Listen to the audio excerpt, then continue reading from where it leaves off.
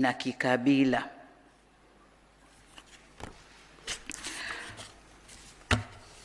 Ndugu viongozi na ndugu wananchi, hayati Kwame Nkrumah alipozungumzia umajumui wa Afrika, mara nyingi alisema, ukitaka kumla tembo lazima mkate vipande vipande, akimaanisha haiwezekani kuinyonya Afrika ikiwa imeungana. Kwa bahati mbaya, ndoto yake ya kujenga taifa moja la Afrika, yani the United States of Africa, haikutimia hadi leo. Afrika ingali vipande vipande na bado haijajikomboa kiuchumi.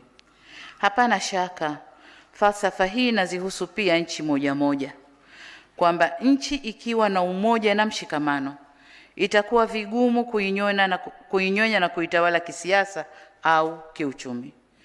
Mataifa mengi yenye rasilimali nyingi yamehujumiwa na kuingizwa kwenye migogoro ili kurahisisha uvunaji wa rasilimali zilizomo kwenye nchi hizo. Na kwa hakika, moja ya sababu kubwa ya umaskini wa Afrika ni migogoro ya vita vya wenyewe kwa wenyewe, ambayo ukifuatilia kwa karibu, wapiganisha yupo nje na anaendelea kufaidika na rasilimali za nchi hiyo. Ndugu zangu wa Tanzania, umoja ni nguvu na utengano ni udhaifu. Niwaombe sana, tuendelee kuimarisha umoja na mshikamano wetu, ili tusitoe nafasi ya kuvurugwa na maadui wa nchi yetu. Waheshimiwa viongozi na Watanzania wenzangu, katika nukta hii, ninaelekea sasa kuzungumzia matokeo ya Oktoba 29, 2025. Tutakuwa tunajidanganya tusiposema ukweli kuwa yaliyotokea wakati ule yalitikisa taifa letu. Kwa kweli yalitutikisa. Waswahili tunasema, kupotea njia ndio kujua njia. Tumegusa kala moto na tumejifunza. Tume imetueleza kwamba uchunguzi umebaini kuwa ghasia zilizotokea zilipangwa, ziliratibiwa, zilifadhiliwa na kutekelezwa na watu wenye mafunzo na vitendea kazi vya kufanyia uhalifu na uharibifu. Hali kadhalika, imebaini kuwa malengo ya wahusika hao yalikuwa ni kuvuruga uchaguzi na kutengeneza ombwe la uongozi ili nchi isitawalike. Na ndio maana ghasia zilianza siku ya uchaguzi. Ili kutimiza azma hiyo, tumeelezwa kuwa wahusika walilenga miundombinu muhimu na kuvuruga mfumo wa huduma za jamii ili kuathiri uchumi na kuidhoofisha serikali. Wataalamu wa sayansi za siasa mliopo hapa nasi na yoyote mwenye uelewa masuala ya uongozi wa nchi, mnaweza kutafakari nini kingetokea endapo malengo ya wahusika wa ghasia au vurugu zile yangefanikiwa. Bila shaka, jitihada za vyombo kudhibiti ghasia na vurugu zile ndio imefanya Tanzania iwe leo ilivyo. Vinginevyo tungekuwa tunazungumza hadithi nyingine. Lakini hapa, mwenyekiti, haimaanishi kuwa kwa wale ambao tutabaini wamekiuka sheria na taratibu za kazi zao kwamba hatutawajibisha, tutawajibishana. Waheshimiwa viongozi na Watanzania wenzangu, kufuatia ghasia zile, kumekuwa na taarifa nyingi zilizotolewa bila usahihi. Makundi mbalimbali na baadhi ya watu mmoja walikuwa wakitoa takwimu za vifo na walioathirika bila ya kuwa na uhakika. Takwimu hizo ama zilikusudia kufifisha au kuzidisha, kutia chumvi kiwango cha madhara yaliyotokea. Wazee wetu walisema, kweli kidhihiri, uongo hujitenga. Leo tumepokea takwimu zilizochambuliwa vizuri na tume hii. Tume imewasilisha taarifa yake inayotokana na uchunguzi wa kitaalamu na ukweli umebainika. Takwimu za idadi waliokufa, waliojeruhiwa na waliopata madhara mbalimbali zimechambuliwa na tume na tumezisikia.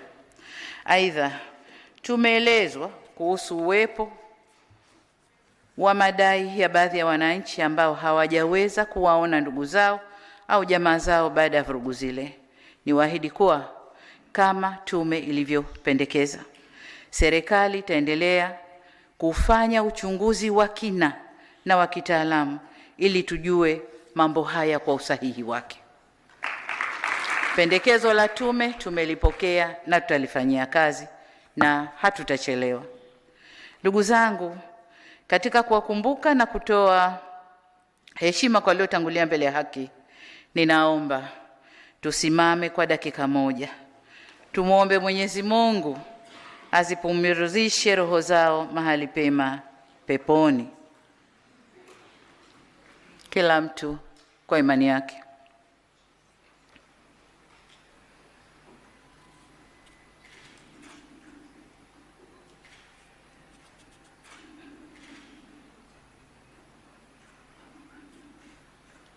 Amen. Kwa masikitiko makubwa, nitoe tena pole kwa wazazi wenzangu waliopoteza vijana wao na kwa Tanzania wote tuliopoteza ndugu na jamaa zetu. Katika hatua nyingine, ninawashukuru Wizara ya Afya na wadau wengine wa afya zikiwemo hospitali za umma na hospitali binafsi kwa kufanya kazi usiku na mchana, tena katika mazingira magumu ili kuokoa maisha ya waliojeruhiwa. Ndugu wananchi, tangu uhuru na hata baada ya muungano, Jamhuri ya Muungano wa Tanzania iliamua kufuata mfumo wa kidemokrasia. Kwa nyakati tofauti tumekuwa na demokrasia ya chama kimoja au vyama vingi vya siasa. Kuanzia mwaka 1992 tumeamua kufuata siasa za demokrasia ya vyama vingi. Katika mfumo huu tunaendelea kujifunza na kukua katika mwelekeo huo. Nakumbuka Mwalimu Nyerere katika hotuba yake ya Juni 1991 akiwa jijini Rio de Janeiro kule Brazil alisema, na hapa nanukuu, kwamba demokrasia sio chupa ya Coca-Cola ambao unaweza kuiagiza. Demokrasia inapaswa kuendelezwa kulingana na nchi yenyewe. Hii ndiyo imani yetu. Mwisho wa kunukuu. Kwa maneno mengine, demokrasia haina budi kujengwa kwa kuzingatia mazingira ya nchi na muhimu zaidi, mila na tamaduni za nchi husika. Sasa nasi kama nchi tuachwe tujenge demokrasia yetu kwa misingi yetu, mila na desturi zetu. Ndugu zangu, mliponikabidhi dhamana ya kuongoza nchi hii, nilibaini kuwepo kwa changamoto katika mfumo wa demokrasia na siasa za vyama vingi hapa nchini. Kulikuwa na malalamiko mengi kutoka kwa wadau wa siasa na wadau wengine kuhusu kunyimwa kwa uhuru wa kisiasa, uhuru wa kujieleza na changamoto katika mifumo ya uchaguzi. Kupitia falsafa ya R4, yani maridhiano, ustahimilivu, mabadiliko na kujenga upya, R4 kwa Kiingereza, nilichukua hatua kadhaa ikiwemo kuundwa kwa kikosi kazi cha kushughulikia masuala ya kidemokrasia ya vyama vingi vya siasa nchini, kufanya majadiliano na wadau wa siasa yaliyosababisha kufanyika kwa marekebisho ya sheria kadhaa zinazohusu chaguzi zetu, lakini pia zinazohusu vyama vyetu vya siasa na msajili wa vyama hivyo. Hatua nyingine zilizochukuliwa ni pamoja na kuruhusu na kupanua wigo wa kufanya shughuli za siasa na kukuza uhuru wa vyombo vya habari. Pamoja na hayo, bado kuna mambo kadhaa ya kufanyiwa kazi katika mawanda ya siasa, ikiwemo suala la mabadiliko ya katiba. Kama mnavyofahamu na kama nilivyoahidi, tumepanga kukamilisha mchakato huu katika kipindi hiki cha pili cha awamu ya 6, na ni suala la kipaumbele kwenye ilani ya uchaguzi ya Chama cha Mapinduzi.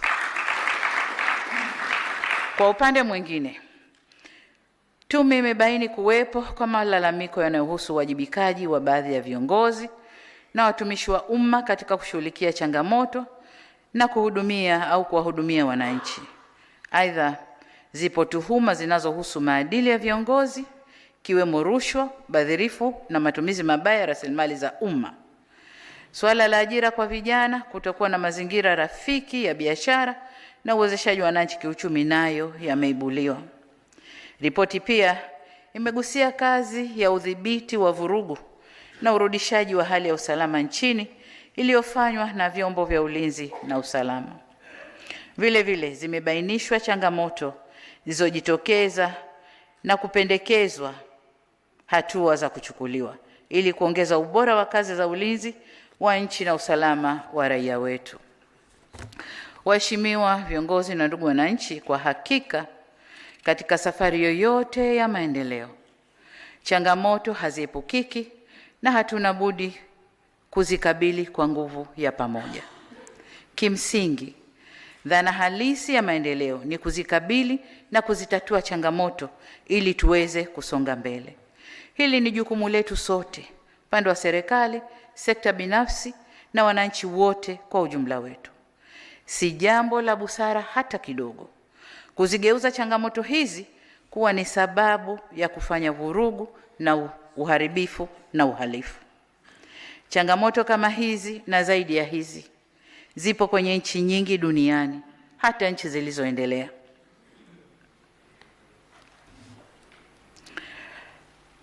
Lakini vile vile changamoto za aina hizi ziko katika nchi zinazotuzunguka, lakini wananchi wao hawajazitumia kama sababu ya kuharibu miundombinu na kudunisha chumi zao au kuzifanya chumi zao kuwa duni.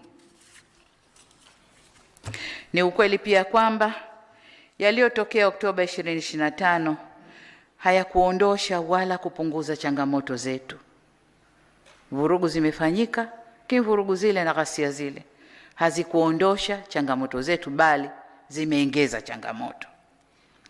Na kama nilivyoeleza hapo awali, kama ghasia zile zisingedhibitiwa, nchi ingepata athari kubwa zaidi na ingetuchukua miaka mingi kuinuka tena. Na wasihi wa Tanzania wenzangu, tutambue kuwa ni rahisi kupoteza amani, lakini si rahisi kuirejesha. Ni rahisi kuibomoa nchi, lakini ni vigumu kuijenga upya. Hapa nataka sote tufahamu kuwa hatima ya Tanzania ipo mikononi mwa Watanzania wenyewe. Nguvu ya ushawishi wa makundi ya nje inasaidia kuvunja amani, kuvuruga usalama na kubomoa nchi. Lakini kurudisha amani na usalama na kuijenga upya nchi yetu hufanyika kwa misaada yenye masharti magumu ya kisiasa, kiuchumi na kibiashara. Kwa hiyo tuwe makini kwamba Watanzania ndio wajenga Tanzania yetu. Tunapoibomoa hatuna mjomba wa kutusaidia. Tutapata mikopo yenye masharti ya kiuchumi na kisiasa ili tuweze kujenga upya. Lakini wakati wa kubomoa tunaweza tukapata msaada kirahisi kabisa. Hivyo basi, mambo haya magumu na hatari tulioyapitia yatupe funzo ili tuendelee kwenye mwelekeo sahihi. Ipo nukuu maarufu ya hayati Nelson Mandela inayosema, "It is in the character of growth that we should learn from both pleasant and unpleasant experiences." Ikimaanisha ili tuweze kukua hatuna budi kujifunza tokana na matukio yanayofurahisha na yasiyofurahisha pia. Nasi tumejifunza kutokana na mapito haya magumu, na tushirikiane ili tuweze kuimarika zaidi. Waheshimiwa viongozi na ndugu wananchi, tumesikia masuala yaliyobainishwa na tume pamoja na mapendekezo kwa muhtasari, lakini mmeshuhudia ripoti iliyokabidhiwa na mavitabu yale yaliyoko pale. Hii ni ripoti ya rais. Aliyeunda tume ni rais, na ripoti yote hii ni ya rais. Kwa hiyo wasitokee watu wengine wakadai ownership ya ripoti hii. Ni ripoti ya rais. Nilisema tume za huko nyuma zilikuwa zinabanwa kimya kimya. Mimi nimeamua tuambizane. lakini ripoti ni mali ya rais. Tumepokea, nataka niwahakikishie tume kwamba tumepokea mapendekezo yote yaliyowasilishwa na tutakayoyasoma kwenye makabrasha yale, na tutaanza kuyafanyia kazi mara moja. Katika hatua hii, nitoe wito kwa Watanzania wenzangu, tuungane kwa pamoja kulirejesha taifa letu kwenye misingi yake. Na katika kuakisi mapendekezo ya taarifa ya tume, serikali itachukua hatua za haraka zifuatazo. Kwanza, katika muda mfupi ujao itaundwa tume ya maridhiano, lakini kwanza tutakwenda mapendekezo ya tume kufanya upelelezi wa kina wa yale ambayo tume wameyabainisha. Lakini katika muda mfupi ujao tutaunda tume ya maridhiano ikijumuisha wadau wote muhimu itakayosimamia na kuongoza majadiliano na maridhiano ili kuziba mianya na migawanyiko iliyopo na kurejesha umoja na mshikamano wa kitaifa. Naomba nikumbushe kuwa nia ya kuwa na tume ya maridhiano ilikuwepo hata kabla matukio ya Oktoba 25, na ni moja ahadi zangu nilizoziahidi kutekeleza ndani ya siku 100 za kwanza.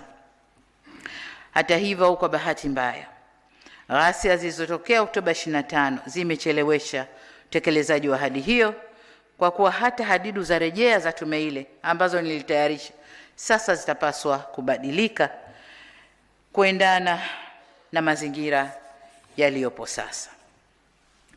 La pili tutakalofanya ni baada ya tume ya maridhiano kuwasilisha ripoti yake, maoni na mapendekezo yatakayowasilishwa ndio yatakayoelekeza au yatakayoelekezwa kwenye mchakato wa kurekebisha katiba ya nchi.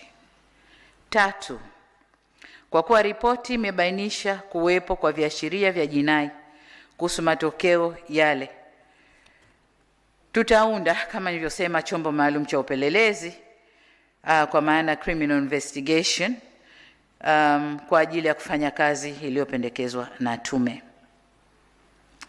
Ripoti ile au chombo kile kitaangalia masuala yaliyobainishwa na kubaini waliohusika katika kupanga, kuratibu na kufadhili matukio ya ghasia au vurugu.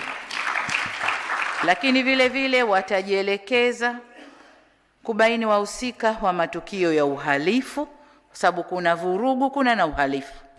Kuna wale wote ambao walikuwa wanavunja maduka, kuvamia na kuiba, tajielekeza huko.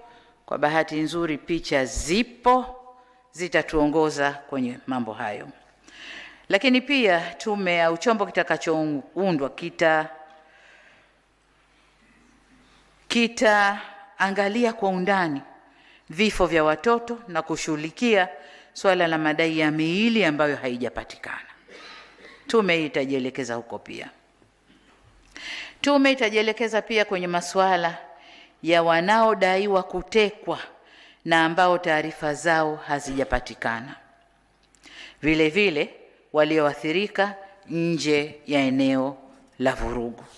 Tume itaangalia maeneo yote au hicho chombo kitaangalia maeneo yote haya. Jambo la 4 tutakalofanya ni serikali itaweka utaratibu wa kugharamia matibabu ya majeruhi wa ghasia ambao bado wanahitaji matibabu. Vile vile itagharamia vifaa saidizi na viungo bandia kwa waliopata ulemavu wa kudumu ili waweze kuyamudu mazingira yao ya kila siku. Natambua na kama ilivyosemwa hapa kwamba wapo wafanyabiashara ndogo ndogo ambao kwa uwezo wao hawawezi kuingia bima kubwa za kuweza kuwalipa. Basi nao tutaangalia hasara walioipata na kuangalia faraja tutakayoweza kuwafariji. Jambo la 5, navielekeza vyombo vya ulinzi na usalama kuendelea kutekeleza majukumu yake ili kuhakikisha nchi inaendelea kuwa salama. Jambo la 6, ghasia zile za Oktoba 25 zimegharimu maisha ya Watanzania wenzetu, raia na askari.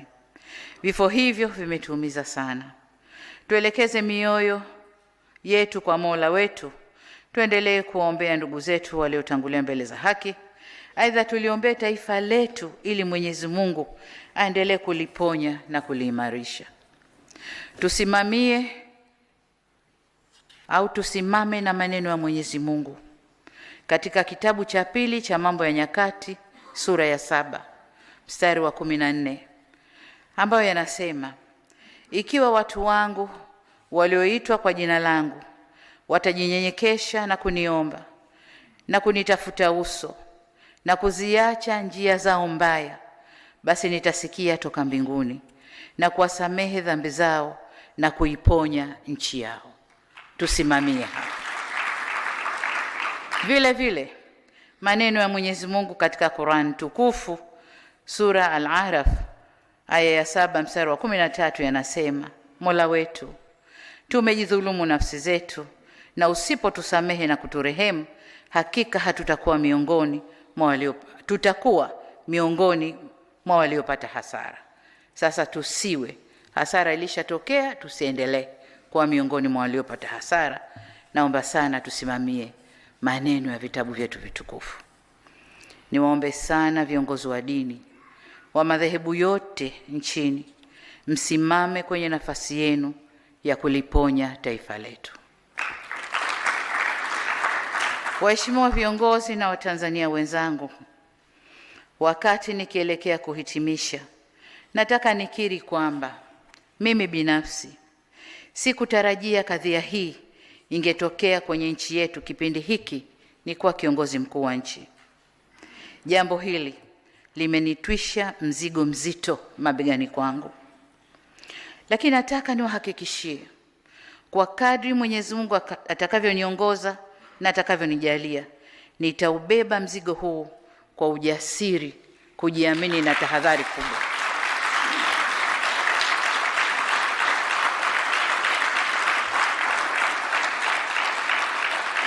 Naomba nirudie hapo.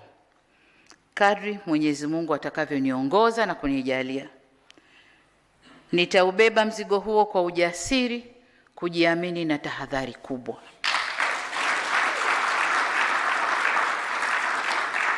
Kwa mara nyingine tena nihakikishie tume kwamba serikali imepokea taarifa hii na mapendekezo yake, na kwa pamoja sisi na nyinyi wanatume tutakwenda kuyafanyia kazi. Mapendekezo mlioyatoa ni dawa ya kuliponya taifa letu, na kwa ladha yoyote iliyo dawa hiyo, lazima dawa inywewe ili tupoe.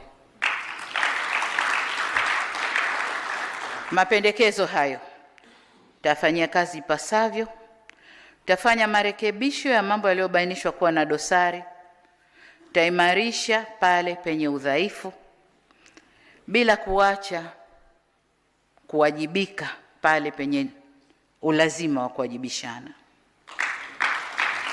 Katika hili, serikali inahitaji msaada wenu, ndugu zangu wa Tanzania. Tuweke juhudi za pamoja kwa werevu na ujasiri na kusema never again, yasijirudie. Ndugu wananchi, wakati nafuatilia uwasilishaji wa ripoti hii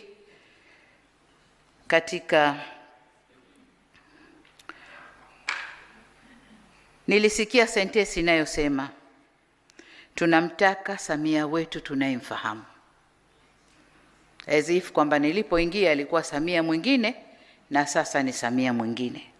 Nataka niwahakikishie wa Tanzania, mimi ni Samia yule yule wa 4R, ni yule yule wa 4R. Ninachoomba ni ushirikiano wenu katika kutekeleza hizo R4. Wanasema kidole kimoja hakivunji chawa, au it takes two to tango. Kwa hiyo mkimtegemea Samia peke yake afanye, hayaendi. Lakini mkinipa ushirikiano mkubwa, ndugu zangu, tutafika tunakoelekea. Niwaombe tuungane sote kuamua hatma ya mustakabali mwema wa nchi yetu kwa manufaa ya kizazi hiki na vizazi vijavyo. Ninawasihi wa Tanzania, tusikubali kurubuniwa kuharibu nchi yetu. Tusikubali kuchochewa, iwe na wanasiasa, wanaharakati, wahalifu au watu wenye chuki na wenye maslahi binafsi kwa njia yoyote ile, kuvuruga tunu ya amani yetu. Tusimame imara na kwa umoja tulijenge taifa la Jamhuri ya Muungano wa Tanzania. Tanzania ndipo kwetu. Hatuna pengine katu, hatuna pengine. Kwa tukijenga nchi yetu tutakaa kwa raha. Tukivuruga nchi yetu taendelea kukaa jinsi tunavyokwenda. Tutakuwa na matatizo yasiyoisha. Baada ya kusema hayo, niwatakie nyote neema na baraka za Mwenyezi Mungu. Tumuombe Mwenyezi Mungu aibariki nchi yetu, awabariki viongozi wetu, tujaliwe hekima na umoja na amani ambazo ndio ngao zetu wa Tanzania. Ibarikiwe Tanzania, tubarikiwe watoto wa Tanzania, kama tunavyoimba kwenye wimbo wetu wa taifa. Amin, amina, na asanteni sana kwa kunisikiliza. Asante, naomba tusimame kwa heshima na taadhima viongozi. Haya, tuongeze tena makofi ya shukrani kwa Mheshimiwa Rais wa Jamhuri ya Muungano wa Tanzania.